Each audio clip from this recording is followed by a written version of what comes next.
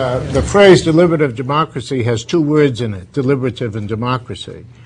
Part of the end process has to do with democratic process. The Jeffersonian notion was that democracy depends on an informed public.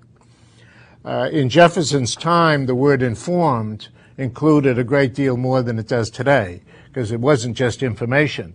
It was judgment, wisdom, thought, all aspects that have been forgotten. Now, one of the differences, I think, between our work and some of the points Larry was making is that we make a fairly sharp distinction between dialogue intended to gain understanding, mutual understanding, and decision-making. Because I think that in dialogue needed to reach mutual understanding and come to judgment, you need to have a condition of total equality. When it comes to decision-making, the decision-makers have to re-enter the process, and it becomes a different process. So that confounding the two gets you into all kinds of problems and trouble. And so from a point of view of end product, the end product in the democratic side is to bring the relevant public to a state of public judgment rather than raw opinion.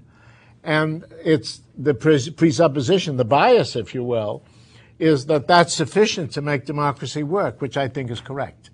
That democracy can't work if it's based on raw opinion of the public. It can work if it's based on a thoughtful judgment that is the result of what we're calling deliberation, provided we use that term in the broad sense.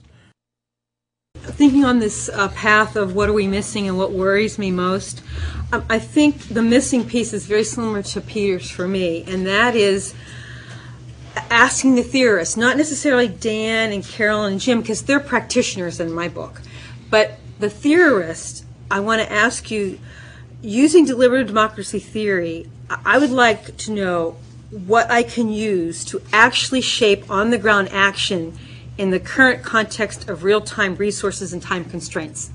That is my burning question of the theorists.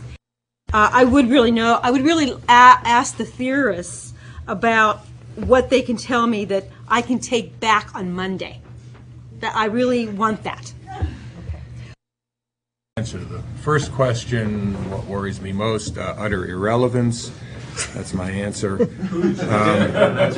But on this utter irrelevance thing, I mean, the question Susan asked just makes me feel worse about that, except at the same time, I mean, I think, in a way, I say as an admirer what you do, I think it's a slightly unfair question. What can I take away from Monday? Because, I mean, just a little, let me get personal here. When I started writing about deliberative democracy, which was in 1986, most people who are writing about democracy were not talking about deliberative democracy. So when I hear you describe what you're doing as an effort to create a more deliberative democracy, I think, I mean, I'm good to go. I mean, that makes my day. No, I'm being completely serious. I mean, I'm pretty completely serious. It's like, I'm being serious as much as I can be. No, I mean that,